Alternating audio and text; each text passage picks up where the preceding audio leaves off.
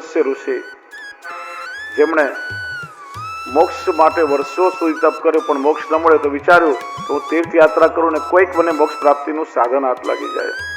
તો તીર્થાટન કરતા કરતા શાલ્મલી દ્વીપ આવ્યો. શાલ્મલી દ્વીપ એટલે અત્યારનું સાઉથ આફ્રિકાનો વિસ્તાર જોગ્રાફી પ્રમાણે, અને ઘણા લોકો એને ગ્રીનલેન્ડનો વિસ્તાર પણ માને છે. ગિરિરાજજી રમી રહ્યા હતા અને એમનું અલૌકિક સ્વરૂપ જોઈ વિચાર્યું આમાં તો ભગવત સામર્થ્ય છે, કોઈ સામાન્ય પર્વત નથી. પિતાને વિનંતી કરી, મનાવી, કાલાવાલા કરી, વિચાર્યું કે કાશી લઈને આવું, ગંગાજીના કિનારે સ્થાપિત કરું, એની કંદરામાં બેસીને તપ કરું તો મને મુક્તિ મળી જાય. ગિરિરાજજી કહ્યું પિતાની આજ્ઞા થઈ તો હું ના ન કહી શકું. મારી એક શરત છે કે વચ્ચે ક્યાંય પણ યદી તમે મને મૂકી દેશો તો અચલ થઈ જઈશ, પછી હું ત્યાંથી ચલાયમાન નહીં થવું. ઋષિને પોતાના સામર્થ્ય પર ભારે ભરોસો, એમનું સૂક્ષ્મ રૂપ કરી હથેળીમાં લઈ વાયુ માર્ગે તો ઉપડ્યા અને રસ્તામાં વ્રજની ભૂમિ આવી અને એનું દર્શન કરતા જ ગિરિરાજજીને રોમાંચ થયો. અરે આ તો ગૌલોક ધામ છે, નિત્યલીલા ભૂમિને પ્રભુ અહીં પ્રગટ થવાના છે, મને અહીંયા રહીને પ્રભુની સેવા કરવાની છે. ઋષિ મને જો કાશી લઈ જશે તો મારે મહાદેવજીની નગરીમાં ભૂત પ્રેતોની વચ્ચે રહેવું પડશે, પ્રભુની સેવા કેવી રીતે કરીશ? પ્રભુને વિનંતી કરે, પ્રભુ આપ કંઈક કૃપા કરો. ઠાકોરજી ઉપાય બતાવ્યો, પોતાનું વજન એકદમ વધારી દીધું, ઋષિને ભાર લાગ્યો, નીચે ધરતી પર પધરાવ્યા, વિશ્રામ કર્યો, યમુનાજીમાં સ્નાન કરી સ્વસ્થ થયા. કે ચાલો આપણે જઈએ. તો ધર્મથી ચલાયમાં નહીં તો પોતાનું વચન યાદ દેવડાવ્યું. બહુ મનાવ્યા, ગિરિરાજજી ન માન્યા કે હવે અહીંથી હું ચલાયમાન નહીં જ થવું. ઋષિએ ક્રોધમાં આવી શ્રાપ આપ્યો કે તમે મારી સાથે છલ કર્યું તો દરરોજ તમે તલભાર ઘટતા જશો. ગિરિરાજજીએ પ્રેમથી સ્વીકાર્યો, આ શ્રાપને આશીર્વાદ માન્યો. કેમ કે છે એ સમયે શ્રી ગિરિરાજજીની જે લંબાઈ ઊંચાઈ હતી 8 યોજન લાંબુ સ્વરૂપ, 5 યોજન પહોળું અને 2 યોજન ઊંચું. 1 યોજન એટલે 4 ઘાવ થાય. કેટલા? લગભગ 12 કિલોમીટર જેટલું અંતર થાય. કે ભવિષ્યમાં પ્રભુ પ્રગટ થશે, મારા પર ચરણ પધરાવીની લીલાઓ કરશે. મારી ઊંચાઈ જો એટલી મોટી હશે તો ઠાકોરજીને કેટલો પરિશ્રમ થશે. એટલે પ્રભુના સુખ માટે પણ શ્રાપને આશીર્વાદ માનીને એમનું કદ ઘટવા લાગ્યું. કે એમની ઊંચાઈ એટલી હતી કે મથુરા વિશ્રામ ઘાટ પર સૂર્યોદય સમય એમનો પડછાયો પડતો. પછી સારસ્વત કલ્પમાં પ્રભુ પ્રગટ થયા ત્યારે 14 કોષ લંબાઈ, 7 કોષ ઊંચાઈ ને 4 કોષ પહોળાઈ રહી. હાલમાં આખી પરિક્રમા 7 કોષની છે. ઊંચાઈ ખાલી 101 ફૂટ જેટલી રહી ગઈ છે. દૂરથી તો વૃક્ષોમાં દર્શન બી નથી થતા. 15-20 વર્ષ પહેલા કોઈ દર્શન કર્યા હશે તો ગોવર્ધન આપણે એન્ટર થઈએ દૂરથી ગિરિરાજજીના દર્શન થતા, તો સાવ બાજુમાં આવીએ ત્યારે દર્શન થાય છે. રીતે શાપને આશીર્વાદ માન્યો છે. વર્તમાન સમયમાં શ્રી ગિરિરાજજીના 3 શિખર છે. આદિ શિખર રાધાકુંડથી લઈને દાનઘાટી સુધીનો વિસ્તાર, જ્યાં સારસ્વત કલ્પમાં લીલા કરી હતી. મધ્ય શિખર ગોવર્ધનથી સુરભીકુંડ સુધીનો વિસ્તાર, જ્યાં પ્રભુ હાલમાં લીલા કરી રહ્યા છે. અને બ્રહ્મ શિખર સુરભીકુંડથી અપ્સરાકુંડ સુધીનો વિસ્તાર, હવે પછી ઠાકોરજી ત્યાં લીલા કરશે. અજબ કુંવરબાઈનું વરદાન પૂરું કરવા માટે એ વ્રત છોડી ઠાકોરજી મેવાડ પધાર્યા. પણ પૂર્વાચાર્યોની ભવિષ્યવાણી છે કે ઠાકોરજી પાછા વ્રજમાં ત્યાં ગિરિરાજજી પર પધારશે અને લીલાઓ કરશે. ગિરિરાજજીનું જે કૃપા બળ છે અત્યંત છે. કલિયુગમાં પ્રગટ દેવ મનાય છે. અને આપણે કાલે જોયું કે કોઈ 3 નવકોષી અખંડ પરિક્રમા કરે તો 5 માંથી કોઈ એક સ્વરૂપના દર્શન થાય. 5 સ્વરૂપ કયા? તો શ્રી ગિરિરાજજી પ્રસન્ન થાય, ગ્વાલ સ્વરૂપે દર્શન આપે. એક માત્ર શ્રી ગિરિરાજજીનું સ્વરૂપ એવું છે કે દિવસની અને રાત્રિની લીલામાં પુરુષ દેહથી સતત પ્રભુની સાથે ને સાથે રહે અને પ્રભુની સેવા કરે. એટલે શ્રી ગિરિરાજજીને સુખ નિધિ પણ કહેવામાં આવે છે અને હરિદાસ વર્ય પણ કહેવામાં આવે છે. હરિદાસ પ્રભુમાં સૌથી શ્રેષ્ઠ, એમાં વર્ય છે શ્રી ગિરિરાજજી.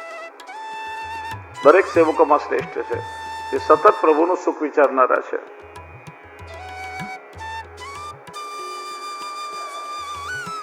બીજું સ્વરૂપ છે ગૌ સ્વરૂપ.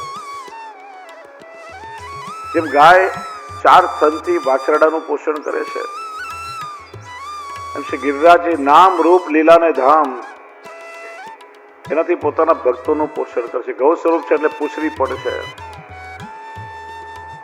અને ગૌ સ્વરૂપ એટલા માટે ધારણ કરે છે, કાલે આપણે જે વત્સાપરણ લીલા જોઈ કે બ્રહ્માજી બધા બાળકોને વાછરડાનું હરણ કરીને લઈ ગયા, તો એટલા સ્વરૂપ ઠાકોરજીએ ધારણ કર્યા.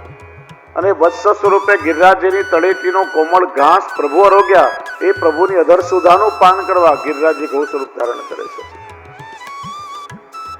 ત્રીજું સ્વરૂપ છે સિંહ સ્વરૂપ. સિંહ એ વનનો રાજા છે અને રાજાનો આશ્રય કરીને અભય મળે. તો સિંહ સ્વરૂપે પ્રભુના ભક્તોને અભય દાન આપી નિર્ભય કરીને પ્રભુની સન્મુખ કરે છે. એટલે તો ઠાકોરજી જેના પર બિરાજે પણ સિંહાસન કહેવાય છે. ચોથું સ્વરૂપ છે શ્વેત ભુજંગ સર્પ સ્વરૂપ.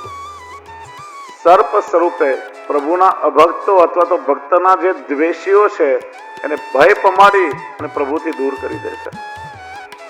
પાંચમું સ્વરૂપ છે રત્ન જટિત મણિમય સુવર્ણનું સ્વરૂપ, જે મૂળ સ્વરૂપ છે, જે ગૌલોક ધામમાં બિરાજે છે. કરોડોમાં કોઈને જ કેવલ પ્રભુની કૃપાથી દર્શન થાય. શ્રી ગુસાઈજીએ ચતુર્બુદ્ધ દાસજીને આજ્ઞા કરી કે ગિરિરાજજીની તળેટીમાંથી ઠાકોરજી માટે પુષ્પ ચૂંટી આવો. પુષ્પ ચૂંટી રહ્યા હતા. અષ્ટાક્ષરનું સ્મરણ કરતા કરતા તે કંદરા દેખાઈ એમાં પ્રવેશ કર્યો. ચાલતા ગયા. પ્રભુના ગૌલોક ધામના ગિરિરાજજીની ભીતર દર્શન થયા. 12 નિકુંજોના દર્શન થયા. 6 ઋતુ એટલે 6 ઋતુની લીલા નિત્ય ગિરિરાજજીમાં બિરાજે છે. ગુસાઈજીની કૃપાથી એ દર્શન એમને મળ્યું છે. આજે પણ 6 ઋતુ નિત્ય ત્યાં લીલાની બિરાજે છે. એટલા માટે તમે જો કે ફોરકાસ્ટ ડિપાર્ટમેન્ટ, વેધર ડિપાર્ટમેન્ટનું ત્યાં કંઈ ચાલતું નથી. કોઈ આગાહી ક્યારેય નક્કી ન કરી શકે. ગમે ત્યારે ઋતુ બદલાય. જેમને વ્રજયાત્રા કરી હશે એને અનુભવ હશે, 3 ઋતુઓ યાત્રામાં આવે છે. એમ ગિરિરાજજીમાં માર્ચ મહિનામાં બરફ ના કરા પડે, ત્યારે ફેબ્રુઆરીમાં પ્રચંડ ગરમી પડે, મે જૂનમાં અચાનક વરસાદ આવવા લાગે, કઈ નક્કી ન હોય. ગમે ત્યારે ઠંડી ગરમી કે વરસાદ બદલાતી મોસમ રહે. કેમ કે જે સમયે પ્રભુને જે લીલા કરવી હોય એ ઋતુ આપોઆપ ત્યાં પ્રગટ થઈ જાય છે. આજે પણ એ જ અનુભવ થતો રહ્યો છે. તેવા શ્રી ગિરિરાજજી આજે પણ નિત્ય અનુગ્રહ કરી રહ્યા છે. ગિરિરાજજીનું સ્વરૂપ કે છે અત્યંત કોમળ. એટલે પ્રસંગ આવે છે ગુસાઈજીના પંચમલાલજી, શ્રી રઘુનાથજી, એમના ગોપેન્દ્રજી, એમના ગોપાલલાલજી, એના પરથી જે ગોપાલનો પંથ પછી જુદો થયો છે. ખવાસના ખોળામાં ગિરિરાજજીની તળેટીમાં બિરાજતા હતા. પેલા સેવકના મનમાં પ્રશ્ન થયો કે વારંવાર સાંભળ્યું છે કે ગિરિરાજજીનું સ્વરૂપ અત્યંત કોમળ માખણ જેવું છે, પણ મને બી કોમળતાના દર્શન નથી થતા. તો શિલાઓ બહુ કઠોર લાગે છે. ત્યારે જ નાનકડા ગોપાલલાલજીએ ખોળામાંથી જોરથી ઠેકડો માર્યો અને ગોઠણ સુધી એમના ચરણ ગિરિરાજજીની શિલાઓમાં ખૂપી ગયા. અને આપે પ્રતીતિ કરાવી કે આજે પણ જો આપણો એવો ભાવ અને દ્રષ્ટિ હોય તો આજે પણ શ્રી ગિરિરાજજીના એક કોમળ સ્વરૂપના દર્શન થાય. કેમ કે પ્રભુ ચરણ પધરાવે, પ્રભુને પરિશ્રમ ન થાય, એટલા માટે શ્રી ગિરિરાજજી એકદમ કોમળ થઈ જાય. એટલે ઠાકોરજીના કંઈ ચરણ ચિહ્ન છે, કંઈ સુરભી ગાયના ખુરના ચિહ્ન છે, કંઈ ઐરાવત હાથીના પગના ચિહ્ન છે, કંઈ છરીના, વાંસળીના, કટોરાના અનેક ચિહ્ન ગિરિરાજજીમાં આજે પણ કૃષ્ણ લીલાના બિરાજે છે. અને ભક્ત દુઃખ નિવારક તરીકેનું એક સ્વરૂપ ગિરિરાજજીનું છે. પ્રભુને આપણે ફરિયાદ ના કરીએ, ઠાકોરજી પાસે માગણી ના કરાય, પણ કે છે ને પ્રાઇમ મિનિસ્ટરને મળવું હોય તો આપણે સીધા ના મળી શકીએ. એના કોઈ આસિસ્ટન્ટ હોય કે એની નજીકનો વ્યક્તિ હોય, એના દ્વારા તમે કેવડાવો તો તમારી વાત સાંભળે. એક તો પ્રભુની નજીકનો જીવ છે ગાય. મનમાં કંઈ બી મનોરથ હોય, તમે ગાયના કાનમાં કહો તો આપણી વાત એ ગાય ઠાકોરજી સુધી ચોક્કસ પહોંચાડે છે. અને બીજું, પ્રભુની સૌથી નજીક રહેનારા શ્રી ગિરિરાજજી છે. સતત ઠાકોરજીની સેવામાં તત્પર છે. કોઈ પણ કષ્ટ હોય જીવનમાં એટલે શ્રી ગિરિરાજજીને વિનંતી કરો તો આપણી વાત શ્રી ગિરિરાજજી ઠાકોરજી સુધી પહોંચાડે છે. બોલીએ શ્રી વલ્લભાધીશ કી. એક વખત નંદ બાવાએ ભગવાનની ઉપાસના કરી, એકાદશીનું વ્રત કર્યું. દ્વાદશીના દિવસે વહેલી સવારે યમુનાજીમાં સ્નાન કરવા ઉતર્યા અને વરુણના દૂતો એમને પકડીને વરુણ લોકમાં લઈ ગયા. નંદરાયજી યમુનાજીમાંથી બહાર ના નીકળ્યા એટલે ગોવાળિયાઓ ગભરાઈને પ્રભુ પાસે આવ્યા. જગતના આશ્રયદાતા પ્રભુ પોતે સ્વયં વરુણ લોકમાં પધાર્યા. વરુણ લોકપાલે પ્રભુની પૂજા કરી, પ્રાર્થના કરી. અદ્ય મે નિભૃતો દેહોર દેથાર્થોદિગત પ્રભુ ત્વત્પાદ ભાજો ભગવાન નવાપો પારમધ્વન. હે પ્રભુ, મને ક્ષમા કરો કે મારો દૂત આપના પિતાશ્રીને સમજ્યા વિચાર્યા વગર પકડીને લાવ્યો હતો. આજે આપ અહીંયા પધાર્યા, આપના ચરણ પધારવાથી મારો આખો વરુણ લોક આજે પાવન થયો છે. પછી પોતાના પિતાશ્રીને ઠાકોરજી પાછા યમુનાજીમાંથી બહાર લઈને પધાર્યા. અત્યાર સુધી ઠાકોરજી પોતાનું અપાર મહાત્મ્ય પ્રગટ કર્યું છે અને પ્રભુના સ્વરૂપને બધા ઓળખી ગયા છે કે આ તો સાક્ષાત પરબ્રહ્મ છે. ત્યારે વ્રજ ભક્તોએ વિનંતી કરી, તમે તો સાક્ષાત વૈકુંઠના અધિપતિ છો અને અમે તો આપના પોતાના છીએ ને, તો અમને વૈકુંઠના દર્શન નહીં કરાવો? ઠાકોરજી કહ્યું, નેત્ર બંધ કરો અને જીવતા જ બધાને વૈકુંઠના દર્શન કરાવી મોક્ષનો અનુભવ કરાવ્યો. પણ મોક્ષ એ પૂર્ણાનંદ નથી. ઠાકોરજી કૃપા કરી હવે એમને ભજનાનંદનું દાન દેવા માંગે છે. જો આનંદના 3 પ્રકારથી મહાપ્રભુજી બતાવે છે, વિષયાનંદ, બ્રહ્માનંદ અને ભજનાનંદ. લૌકિક ઈચ્છાઓ પૂરી થતા જે સુખની અનુભૂતિ થાય એ છે વિષયાનંદ. એ ક્ષણિક છે. આ બધી વસ્તુ કેવી છે કે રૂપિયો આવે ત્યારે આનંદ આપે ને જાય ત્યારે દુઃખી કરે. બાળક જન્મે તો સુખ મળે પણ પછી આપણા કયામાં ન રહે તો દુઃખી કરે. આ લૌકિક વસ્તુ બધી એવી છે, ક્ષણિક સુખ આપનારી છે. બીજો આનંદ છે બ્રહ્માનંદ. એમાં સ્વર્ગનો સુખ કે મોક્ષ કહી શકાય પણ પૂર્ણાનંદ નથી. જ્યાં સુધી પુણ્ય કર્મ હોય ત્યાં સુધી સ્વર્ગનું સુખ ભોગવી શકાય, પણ ક્ષીણે પુણ્ય મર્ત્ય લોકે વિશંતિ. જેવો પુણ્ય કર્મ ખલાસ થાય ફરીથી પુનરપી જનનમ પુનરપી મરણમ પુનરપી જનની જઠરે શયનમ એ જ પરિભ્રમણ શરૂ થઈ જાય.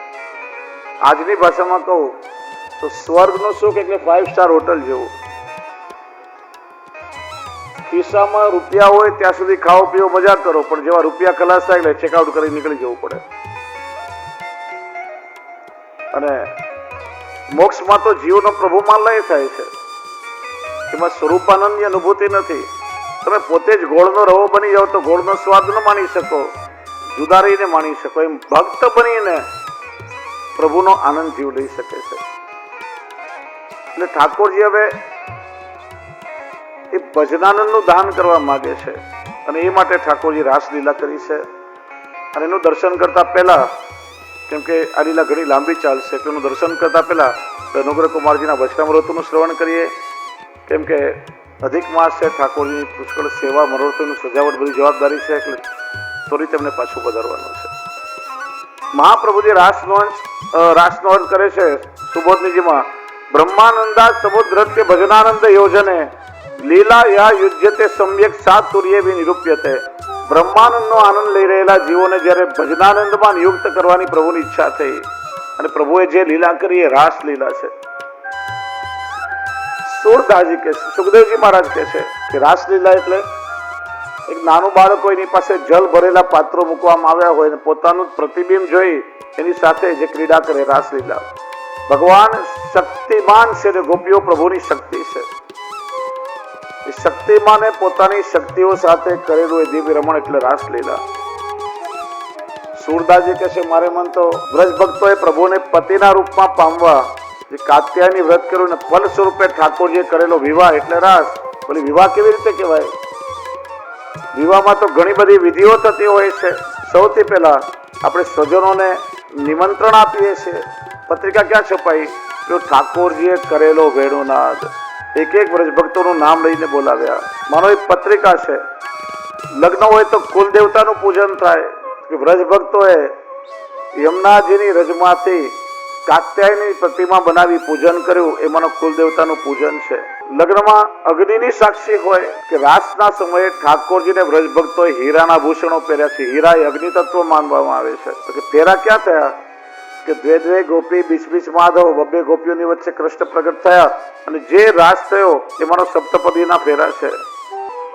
કે છે વિવાહમાં છેડાછેડી બાંધવામાં આવે, ગઠબંધન કરવું પડે કે ઠાકોરજીનો વેણુનાદ શ્રવણ કરી વ્રજ ભક્તોની સંસારની આસક્તિ છૂટીને મન પ્રભુ સાથે જોડાયું. એ જ માનો ગઠબંધન છે. કે લગ્નના કોઈ સાક્ષી તો હોવા જોઈએ ને, કે ત્યાં બિરાજી રહેલા શ્રી યમુનાજી જેમની કૃપાથી વ્રજ ભક્તોનો મનોરથ સિદ્ધ થયો છે. દરેકે રાસની વ્યાખ્યા કરી. અને જો આ રાસ પંચાધ્યાયી ગોપીઓની ગાથા છે. 10મા સ્કંદમાં 3 સ્ત્રી પાત્ર આવશે. એમાં કનિષ્ઠ પ્રેમ, મધ્યમ પ્રેમ અને ઉત્તમ પ્રેમનું દર્શન કરાવ્યું છે. કનિષ્ઠ પ્રેમ છે કુબજાનો. કનિષ્ઠ એટલા માટે કેમ કે પ્રભુને સુખ થાય કે ન થાય પણ મને સુખ થવું જોઈએ. સ્વ સુખની કામનાથી કરેલો પ્રેમ કનિષ્ઠ પ્રેમ છે. મધ્યમ પ્રેમ છે અષ્ટ પટરાણીઓનો.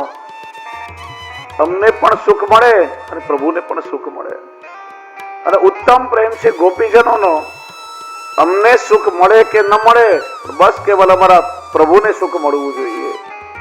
એ જીવે છે તો કેવલ પ્રભુના સુખ માટે, પોતાના સ્વાર્થ માટેની. પ્રસંગ આવે છે કે નારદજીએ શ્રી કૃષ્ણને પૂછ્યું કે પ્રભુ આ દ્વારકાનો વૈભવ, અષ્ટ પટરાણી, 16,000 રાણીઓ બધું જ છે, સમૃદ્ધ છે આટલી, છતાંય ગોપીઓને કેમ ભૂલતા નથી? કૃષ્ણ કે નારદજી આ પ્રેમનો વિષય છે, નહીં સમજાય, જાતે પરીક્ષા કરો.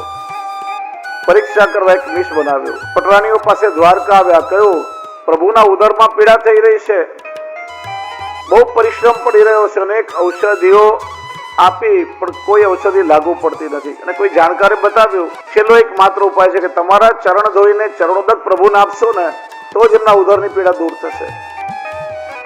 પટરાણીઓ કે અરે પ્રભુ તો અમારા સ્વામી છે, અમે એમની દાસીઓ કહેવાઈએ. અમારા ચરણનું જલ જો પ્રભુને આપીએ તો તમને નરકની ગતિ મળે. ના ના, અમારાથી એવું ના થાય. નારદજી આવ્યા વ્રજમાં. એ જ મિશ ગોપીઓ પાસે મૂક્યો. હે ગોપીઓ, પ્રભુના ઉદરમાં પીડા થઈ રહી છે, એ પીડા વધી રહી છે, અનેક ઉપાય કર્યા, ઔષધિઓ કરી, પ્રભુનો શ્રમ દૂર થતો નથી. છેલ્લો એકમાત્ર ઉપાય છે કે તમારા ચરણ ધોઈ એ ચરણોદક જો પ્રભુને આપો તો જ એમની પીડા દૂર થાય. ત્યારે ક્ષણનો વિલંબ કર્યા વગર ગોપીઓએ જલ લઈ પોતાના ચરણ ધોઈને જલ નારદજીને આપ્યું કે જલ્દી જઈને પ્રભુને આપો. અરે અમારા ચરણનું જલ લેવાથી પ્રભુની પીડા દૂર થતી હોય ને તો અનેક જન્મ ભલે અમને નરકની યાતના ભોગવવી પડે, અમને કઈ વાંધો નથી, બસ અમારા પ્રભુને સુખ થવું જોઈએ. આ ઉત્તમ પ્રેમ છે. અને આ ત્રણેય પ્રેમ 10મા સ્કંદમાં બતાવ્યા છે. તો એ જ રાસલીલામાં પ્રવેશ કરીએ. ભગવાન પિતા રાત્રિ શરદોત્ફુલ્લ મલ્લિકા વિક્ષરંતુમ મનશ્ચક્રે યોગ માયા મુપાશ્રિત. રાસ પંચાધ્યાયનો પહેલો શબ્દ છે ભગવાન. માનું સુખદેવજી પરીક્ષિતને સાવધાન કરી રહ્યા છે. એ રાજા સાવધાન થઈ. હવે જે તું લીલા શ્રવણ કરી રહ્યો છે ને તો કોઈ લૌકિક મનુષ્ય જીવ કે કોઈ દેવ, પ્રાકૃત દેવની લીલા નથી, સાક્ષાત ભગવાનની લીલા છે, પરબ્રહ્મની આ લીલા છે. જો ભગવાન શબ્દને ધ્યાનથી સાંભળો. ભ એટલે ભૂમિ, ગ એટલે ગગન, વ એટલે વાયુ, વ ની સાથે અ એટલે અગ્નિ, ન એટલે નીર. પાંચે તત્વો જેનામાં વિદ્યમાન છે, જે પ્રકૃતિના સ્વામી છે. અને 5 લીલાઓ દ્વારા એ પાંચે તત્વને શુદ્ધ કર્યા છે. મૃદ ભક્ષણ લીલા દ્વારા પૃથ્વી તત્વને શુદ્ધ કર્યું. નાગ દમન લીલા કરી જલ તત્વને શુદ્ધ કર્યું. તૃણાવર્તને મારી આકાશ તત્વ શુદ્ધ કર્યું. દાવાગ્નિનું પાન કરી અગ્નિ તત્વને અલૌકિક બનાવ્યું. અને વેણો નાદ કરી પ્રભુએ વાયુ તત્વને અલૌકિક કર્યું છે. એ સાક્ષાત પરબ્રહ્મની આ કથા છે. ભગવાન અપી તા રાત્રિ, કઈ રાત્રિ? તો કે વેદની શ્રુતિઓને જે વરદાન આપ્યું હતું, કલ્પે સારસ્વતે ત્વામ વૈ વ્રજે ગોપ્ય ભવિષ્યતિ, એ શરદ પૂનમ દેહાત હવે આવી છે. ભગવાન વનમાં એકલા ઉભા છે. એક વૃક્ષ ધરતી પર છે, એક વૃક્ષ કદમના વૃક્ષ પર ટેકવ્યો છે, એક ચરણ પ્રભુનો અને એક ચરણ ધરતી પર છે. પ્રભુએ રાસનો સંકલ્પ કર્યો, કટીમાંથી વેડો કાઢી 3 જગ્યાએ દ્રષ્ટિ કરી. પહેલી દ્રષ્ટિ કરી છે ત્યાં બધા વૃક્ષો પર, અને 12 મહિનાના મલ્લિકા એટલે મોગરો, મલ્લિકા એટલે માલતી પણ થાય, દરેક સુગંધી પુષ્પો આપોઆપ ખીલવા લાગ્યા છે. આખું વાતાવરણ સુગંધી આહલાદ બન્યું છે. બીજી દ્રષ્ટિ કરી છે આકાશ તરફ. વિચાર્યું આ ચંદ્રમા ન ચાલે, મારે જે દિવ્ય લીલા કરવી છે, વિશુદ્ધ લીલા છે, આ ચંદ્રમામાં કલંક છે, દાગ છે. એટલે ભગવાને પોતાના મનમાંથી અલૌકિક ચંદ્રમા પ્રગટ કર્યો. બીજો આ રાત્રિ થોડા સમયમાં પૂરી થઈ જશે, લીલા અનંત છે. એ રાત્રિને ઠાકોરજીએ 6 મહિનાની રાત્રિ કરી નાખી. પ્રશાંતભાઈ, 6 મહિનાની રાત્રિ હોય કે નહીં? ક્યાંય 6 મહિનાની રાત્રિ કઈ હોય કે ના હોય? હા, આજે પણ છે ને. નોર્થ પોલ અને સાઉથ પોલમાં જાઓ, ઉત્તર દક્ષિણ, આજે પણ 6 મહિના એક જગ્યાએ રાત તો 6 મહિના દિવસ હોય. પ્રભુ તો પ્રકૃતિના સ્વામી છે, એના માટે કંઈ અશક્ય નથી. હમણાં કહ્યું ને, કરતુમ અકર્તુમ અન્યથા કરતુમ એવા સર્વ સમર્થ. કરવાનું કરી શકે, ન કરવાનું કરી શકે, બધું જ કરી શકે. ત્રીજી દ્રષ્ટિ કરી છે ભગવાને વ્રજ ભક્તોના અંતઃકરણ ઉપર અને સંકેત આપ્યો, યુગો જોનો જે તમારો મનોરથ છે પૂરો થવાનો સમય આવ્યો છે. અને ઠાકોરજીએ અધરો પર વેણુ ધરી હવે કહ્યું, યોગ માયા ઉપાશ્રિત. પ્રભુ યોગ માયાની સાથે ઉભા છે. અને જુદા જુદા ટીકાકારોએ અર્થ કર્યો. કોઈ કહે છે યોગ માયા એટલે વેણુ, જેના માધ્યમથી ગોપીઓને બોલાવે છે. કોઈ કે યોગ માયા એટલે રાધાજી, જેમના વગર રાસ ન થઈ શકે. કોઈએ કહ્યું યોગ માયા એટલે શ્રી યમુનાજી, જેમની કૃપાથી વ્રજ ભક્તોનો મનોરથ પૂરો કર્યો છે. વાસ્તવમાં યોગ માયા ભગવાનની એ દિવ્ય શક્તિ છે કે જેમના દ્વારા કોઈ પણ વ્યક્તિ કે વસ્તુને પ્રભુ એક સ્થાનથી ક્ષણમાં બીજા સ્થાને પહોંચાડી શકે છે. યોગ માયાને આદેશ કર્યો છે. અને જો પ્રભુની કૃપાથી વ્રજ ભક્તો પ્રભુ સુધી પહોંચી શકે છે. ઠાકોરજીએ વેણુનાદ કર્યો છે, જે અનન્ય પૂર્વ ઋષિ રૂપા ગોપીઓ છે એમને બોલાવવા માટે વરદાન એમને મળ્યું હતું. પણ વેણુનાદ બધાએ શ્રવણ કર્યો છે. ઋષિ રૂપા, શ્રુતિ રૂપા બધાએ. કોઈ ગોપી પતિની સેવા કરી રહી છે, કોઈ ગાય દોઈ રહી છે, કોઈ શિંગાર સજીને તૈયાર થઈ રહી છે, કોઈ સાયંકાળે દીવો પ્રગટાવી રહી છે, કોઈ પતિને ભોજન કરાવી રહી છે, કોઈ બાળકને ઉગાડી રહી છે, કોઈ પનઘટ પર જલ ભરવા ગઈ છે. જ્યાં વેણુનાદ શ્રવણ કર્યો, બધા કામ છોડી એ સમયે જે સ્થિતિમાં હતી ઘરમાંથી નીકળી પડી છે. સુખદેવજી કહે છે આ ગોપીઓ પોતાના પુરુષાર્થ સિદ્ધ કરે છે. જે પતિની સેવા કરી રહી છે એ ધર્મ પુરુષાર્થ સિદ્ધ કરે છે. ગાય ધોઈ રહી છે, અર્થ પુરુષાર્થ સિદ્ધ કરે છે. શિંગાર સજીને તૈયાર થઈ રહી છે, કામ પુરુષાર્થ સિદ્ધ કરી રહી છે. અને જે દીવો પ્રગટાવી રહી છે, મોક્ષ પુરુષાર્થ સિદ્ધ કરી રહી છે. જ્યાં વેણુનાદ સાંભળ્યો, 4 પુરુષાર્થો પ્રભુ પર નોછાવર કરીને ફેંક્યા અને ઘેર ઘેરથી ગોપીઓ નીકળી પડી છે. વસ્ત્રના ઠેકાણા નથી, કેશના ઠેકાણા નથી. જણા ગાંડાની વણઝાર નીકળી પડી હોય. જો આ દુનિયામાં ગાંડાઓની કોઈ કમી નથી. કોઈ સત્તા પાછળ ગાંડા છે, કોઈ પોતાની ખુરશી પાછળ ગાંડા છે, કોઈ રૂપિયા પાછળ ગાંડા છે, કોઈ રૂપ પાછળ ગાંડા છે, કોઈ પોતાના અહંકારને કારણે ગાંડા છે, કોઈ સ્વભાવથી ગાંડા છે. ગાંડાઓની કોઈ કમી નથી. પણ પ્રભુને મેળવવા માટે જે ગાંડા થયા ને એને દુનિયાના ગાંડાઓએ ગાંડા ગણ્યા છે. અને પ્રભુના માટે જે ગાંડા થયા તેને ઠાકોરજી મળી ગયા, અને બાકીના ગાંડાઓ બધા હજી પણ આટા મારે છે. પ્રભુના માટે કોણ કોણ ગાંડા થયા બહુ લાંબુ લિસ્ટ છે, પણ થોડાક નામોનો આપણે શ્રવણ કરીએ. ત્યાં છે ગાંડાની વણઝાર. કોણ કોણ પ્રભુને માટે ગાંડા છે અને કોને પ્રભુ મળ્યા છે.